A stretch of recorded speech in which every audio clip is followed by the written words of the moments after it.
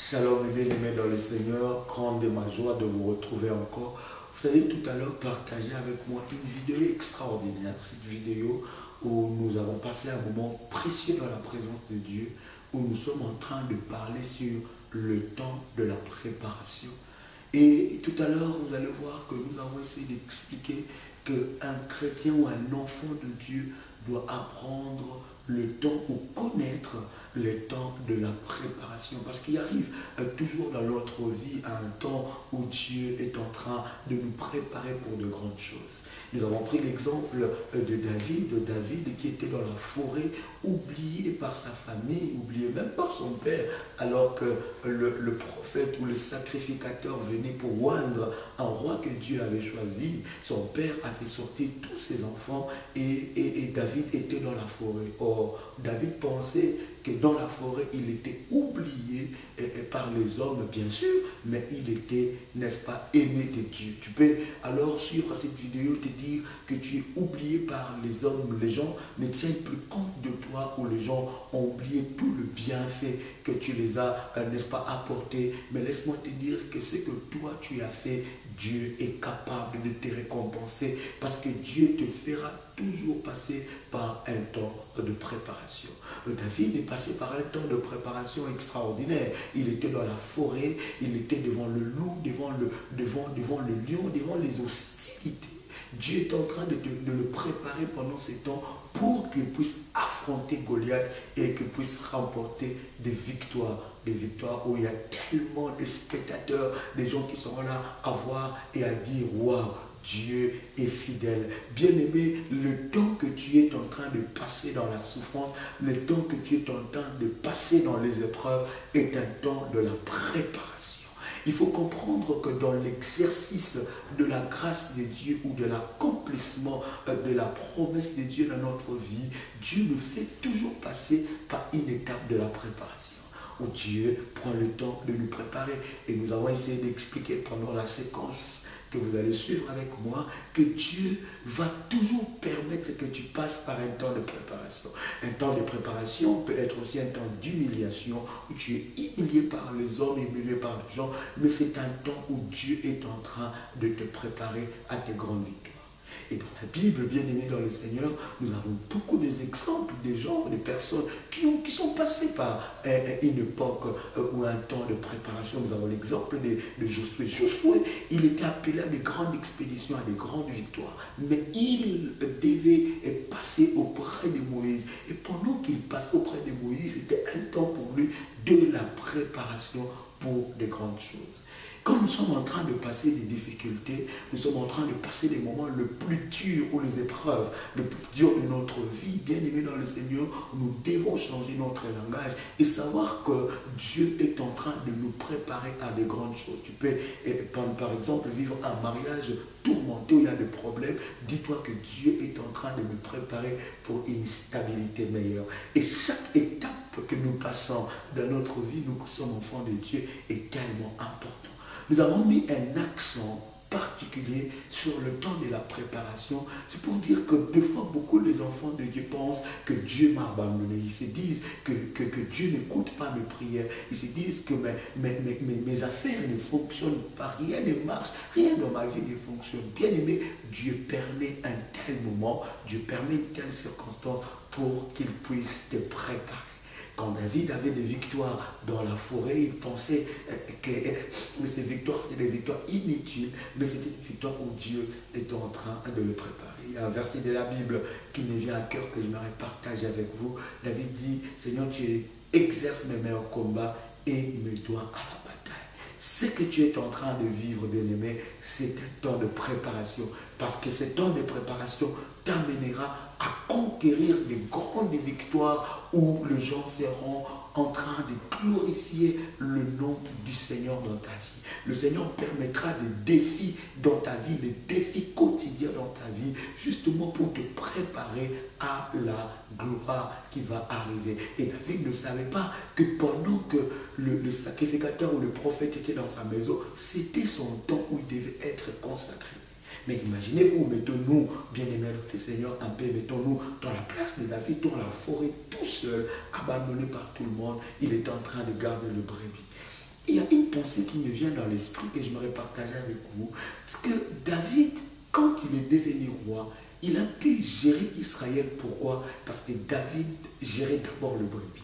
Dieu l'a mené d'abord dans la forêt à voir comment est-ce que David était en train de gérer le brebis. Et vous savez avec moi, quand David s'est présenté devant Saül alors qu'il voulait battre Goliath, il a présenté son palmarès. Bien aimé dans le Seigneur, le temps de préparation que tu es en train de passer avec Dieu est en train de te préparer un CV. Un CV de la gloire de Dieu. Un CV où tu peux présenter, tu dis, waouh, c'est que je suis en train de vivre. Vous ne savez pas là où je suis passé avec Dieu. Alors, donc que David parlait au roi Saül, il a expliqué, il a dit, j'étais dans la forêt quand je vis le loup. Et tout ce que David était en train d'expliquer, c'était ce moment que Dieu était en train de l'exercer. Bien-aimé dans le Seigneur, laisse-toi être exercé et travailler par Dieu. Le Seigneur, notre Dieu, prendra toujours un temps de te préparer pour de grandes victoires. Les situations que tu es en train de vivre, ce n'est pas le dernier mot de Dieu. Ce n'est pas ta destinée, ce n'est pas ta destination, mais c'est un temps de préparation. Et le temps de préparation t'amènera à de grandes conquêtes et à de grandes victoires. Le temps de préparation t'amènera devant Goliath. Et laisse-moi te dire que la tête de Goliath, elle sera coupée. Parce que David a reçu une grande victoire et triomphante devant Goliath. Que Dieu vous bénisse. Suivez cette séquence avec joie et bénédiction. Shalom chez vous. Amen.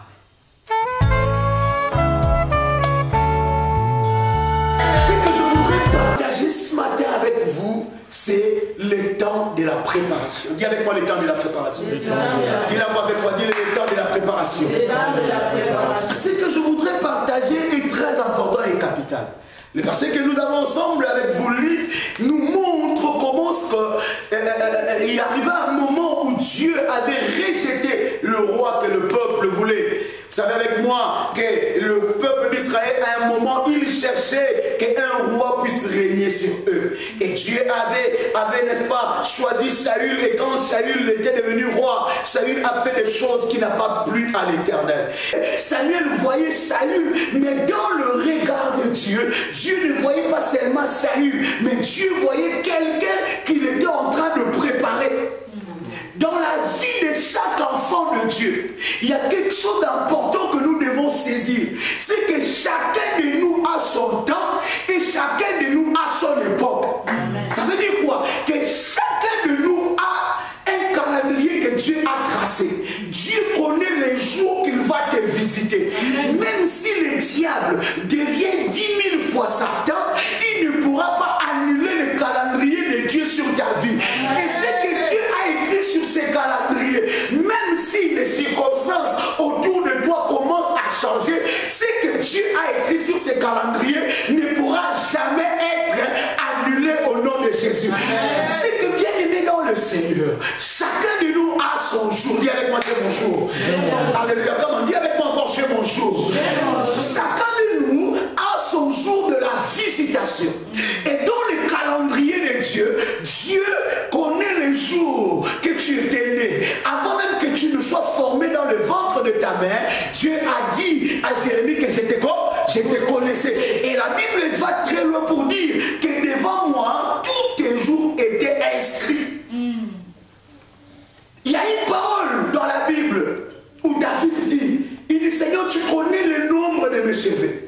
Ça veut dire quoi? C'est que le Seigneur connaît les détails les plus précis de toute ta vie. Chacun de nous a un jour que Dieu a préparé. Mais bien aimé dans le Seigneur, la Bible dit que Saül était en train de régner. Et peut-être que quand Saül était en train de régner, il pensait qu'il était le seul roi. Il pensait que c'est lui qui va régner sur Israël des années. Et il se disait que peut-être après ma mort, c'est mon fils Jonathan qui va me remplacer. Mais le calcul de l'homme, ce n'est pas le calcul de Dieu. Dieu ne voyait pas seulement cela, mais Dieu voyait un jeune homme qui se préparait dans la brousse, dans la forêt, au milieu de brebis. Dieu voyait en ces jeunes hommes-là la royauté. Bien aimé dans le Seigneur, chacun de nous a un temps précis destiné par Dieu. Mais tant que ce temps-là n'arrive pas, sache que Dieu est en train de te préparer. Amen. Oh, dis avec moi encore la préparation. La préparation. Ce que tu es en train de vivre, écoutez, c'est que David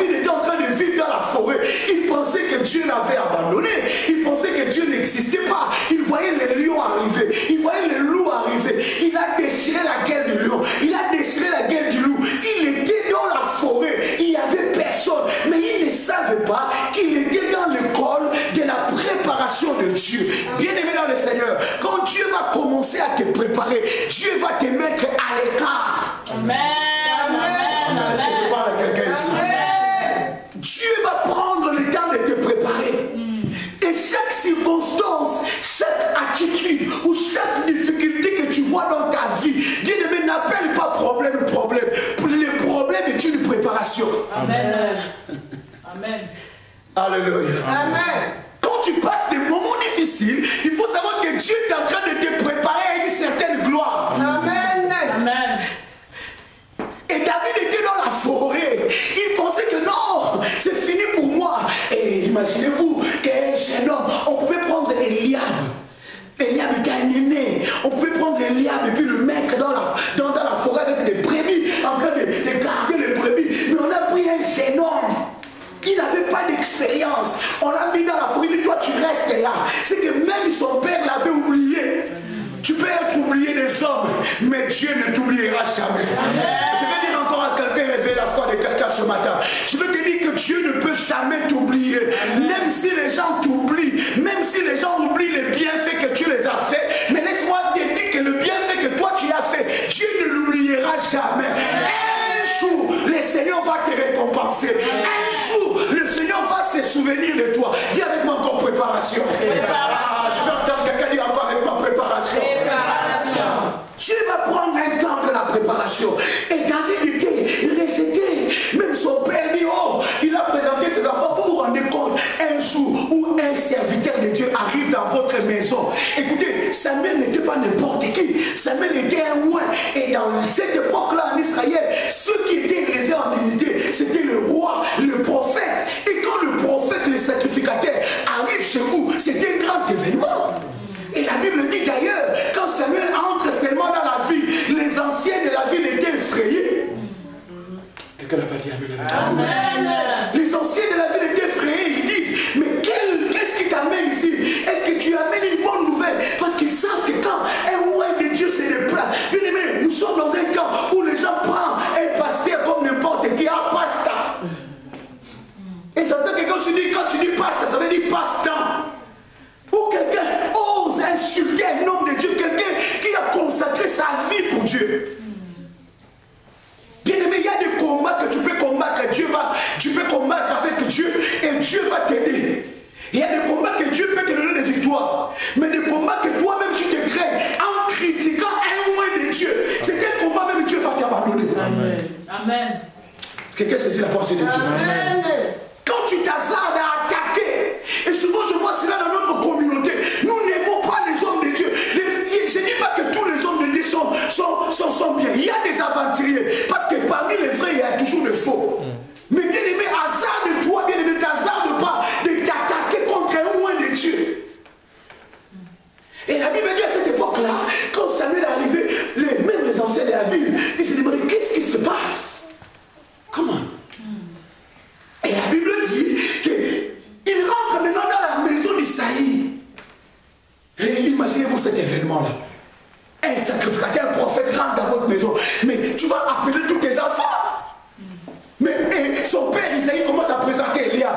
Il mettait son espoir dans la vie d'Eliab. Il dit celui-là, comme il est beau, comme il est lancé, c'est lui-là, c'est lui qui va me défendre. Il mettait Eliab. Mais Dieu, quand il a regardé, il dit moi je ne vois pas Eliab. Bien aimé, les apparences sont trop peu. Nous devons apprendre, nous les chrétiens, à ne pas juger quelqu'un par ses actes, mais à juger quelqu'un par rapport à son cœur ou par rapport à ce que Dieu est capable de faire avec la vie de ces personnes. Amen. Les chrétiens sont des gens qui jugent les gens. Oh, moi je ne fais pas ça. Moi je fais non, il m'a déçu. Bien aimé dans le Seigneur. De la même façon que tu jugeras les autres, c'est de la même façon que les autres te jugeront. Et celui qui est capable de juger quelqu'un, c'est celui qui ne fait jamais des erreurs. La Bible dit, il y avait une femme prostituée. Cette femme-là, on l'a attrapée en train de se prostituer. Les gens l'ont amenée. Les gens sont forts à appliquer les lois. Mais des fois, ils ne regardent pas leur propre vie. Et pendant qu'on a amené cette femme-là, Jésus commençait à écrire.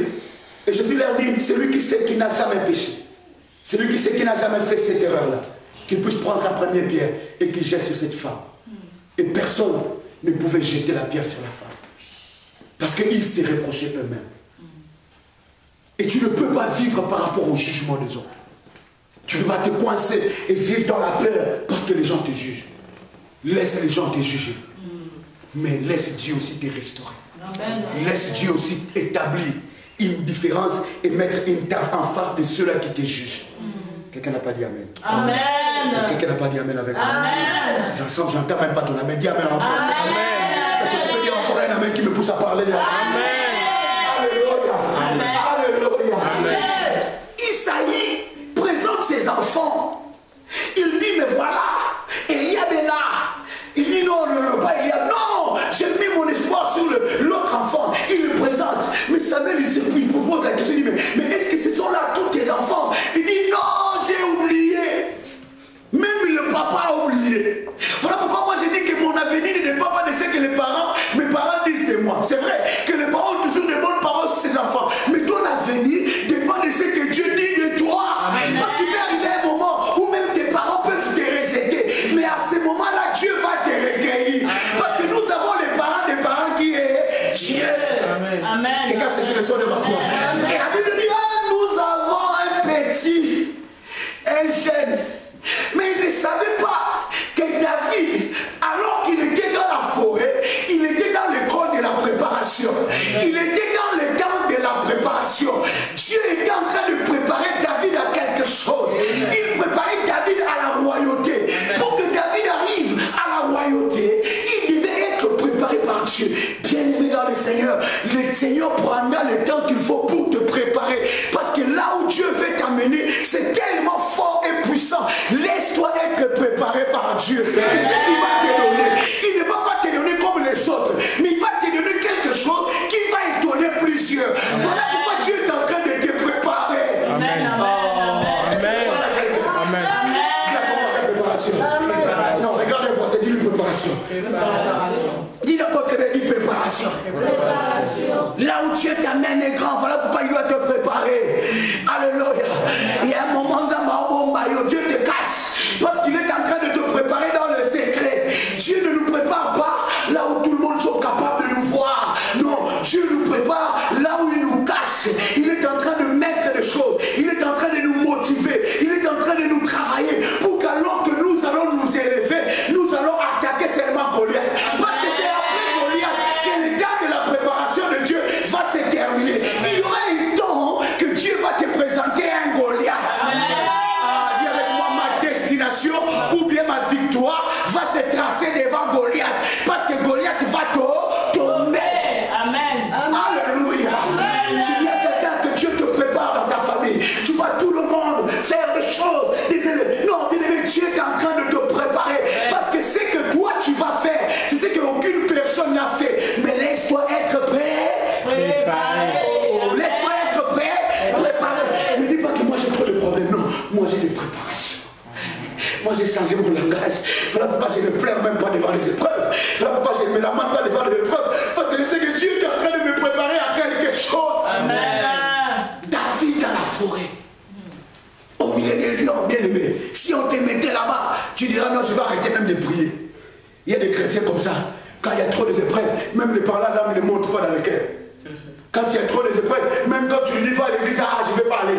Est-ce que Dieu l'écoute d'ailleurs le prier? Qu'est-ce que moi je n'ai pas fait? J'ai gêné. 40 jours, j'ai gêné. 21 jours qu'on fait par année dans l'église, j'ai fait. Mais je ne vois rien ça arriver. Bien aimé, Dieu est en train de te préparer. David dit, tu exerces mes mains au combat et mes doigts à la barre. À la bataille. Oh, tu exerces mes mains au combat et mes doigts à la barre. À la bataille. Tu exerces mes mains au combat et mes doigts À la bataille. Dieu doit te préparer. Et Dieu te prépare dans les épreuves. Dieu ne te prépare pas dans la gloire. Dieu te prépare dans le mépris. L'humiliation, c'est aussi une préparation. Quelqu'un saisit le son de ma voix? Amen. Quand tu es humilié, Dieu te prépare. Amen. Quand les gens se liguent contre toi, Dieu te prépare.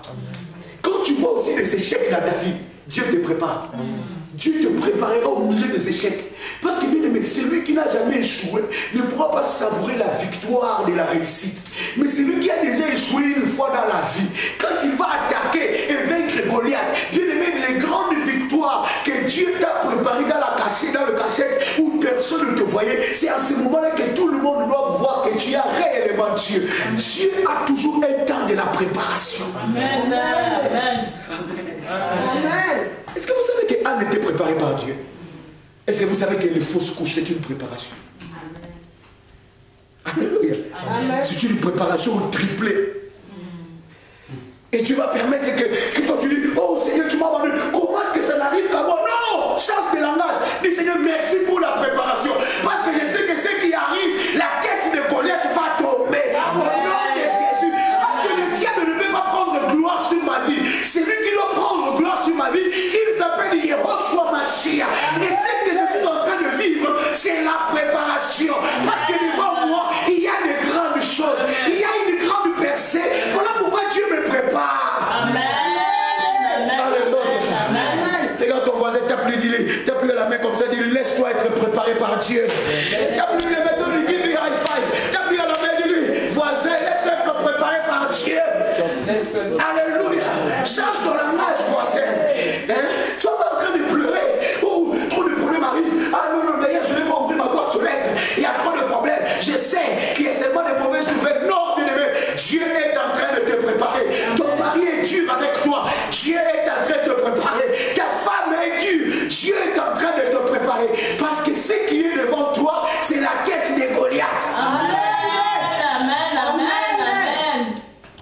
Le temps de la préparation et la dimension de ta préparation doit correspondre à la dimension de ton élévation. Amen. Amen. Si Dieu te prépare longuement, c'est qu'il t'amène à saisir les grandes choses. Il y en a qui disent que toute ma vie a que des combats. Non, toute ta vie a des préparations pour des grandes choses que tu vas saisir. Amen. Est-ce que je change le langage de quelqu'un? Je veux que cette semaine que tu vas commencer, que tu commences la semaine avec une autre façon de voir les choses. Pourquoi seulement moi? Oui, parce que toi, tu es comme David. Alléluia. Pour que tu arrêtes de te poser cette question. Pourquoi ça n'arrive qu'à moi? Oui, ça n'arrive qu'à toi. Parce que Dieu t'attend à de grandes choses. Amen. Amen. Et tu vas voir que tu vas subir une préparation. Et Dieu doit te préparer. Parce que David ne pouvait pas passer devant Goliath si Dieu ne l'avait pas formé devant les loups et devant les lions. Parce que Goliath était un homme de guerre. Il devait être préparé. Amen. Alléluia. Amen. Il y en a qui disent que je ne vois rien. Bien aimé, laisse-toi être préparé. Le temps de la préparation t'amènera à saisir la grâce de Dieu. Amen. Et ce que tu vas saisir, personne ne peut le toucher. Parce que la Bible dit, c'est la bénédiction de Dieu enrichie et ne se fait suivre que David ne pouvait pas entrer dans la royauté s'il n'était pas préparé à diriger des brebis. Écoutez bien aimé dans le Seigneur, la Bible dit fidèle dans de petites choses, fidèle aussi dans des grandes choses. Dieu, il doit d'abord te confier à gérer de petites choses pour que Dieu t'amène à gérer de grandes choses. David, s'il ne savait pas comment gérer les brebis dans la forêt, il ne pouvait pas gérer tout Israël. Amen. Et un enfant de Dieu doit avoir un langage par rapport au temps de la préparation. Le temps de la préparation que je suis en train de parler, ce sont les épreuves. Ce sont les difficultés que Dieu est en train de vivre. Écoutez, Anne a été préparée pour Samuel. Dis avec moi que Dieu me prépare par rapport à ma bénédiction. Je vais t'entendre le déclarer. Dis que Dieu me prépare par rapport à ma bénédiction. Tu dois prendre le temps de te préparer. Tu ne dois pas avoir de bénédiction. Après, demain tu le perds. Tu ne sais pas comment. Non, Dieu prend le temps de me préparer. Parce que comme Anne a été préparée, Anne était préparée dans le temple. Elle priait. Dieu préparait Anne parce qu'elle savait que ce qu'il allait mettre dans le ventre de Anne allait étonner beaucoup de gens. C'était Samuel le sacrificateur. Et quand Samuel sera prophète et sacrificateur, Samuel va étonner beaucoup de gens. Voilà pourquoi Dieu a préparé Anne. Amen. Alléluia. Amen. Tu dois comprendre cela. Dieu ne t'accordera jamais de grandes choses si tu n'as pas été fidèle dans de petites choses. Dieu t'accorde de petites choses. Il veut voir la fidélité en toi. Il veut voir la foi en toi. Tu as des petites épreuves, tu pleures. Un problème comme un problème de travail qui te fait pleurer, toi un chrétien. Mais alors que quand les Goliaths va s'élever, tu vas faire comment? Tu vas être terrassé.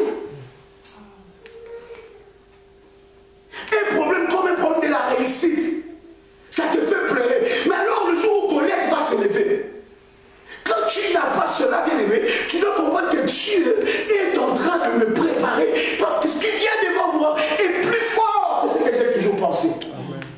La Bible dit ce sont les choses que l'œil n'a pas vues, les choses que l'oreille n'a pas entendues. Ce sont les choses que Dieu a préparées pour ceux qui l'aiment. Dieu va te préparer. Il prendra les temps bien. Et ce que tu es en train de vivre, c'est la préparation.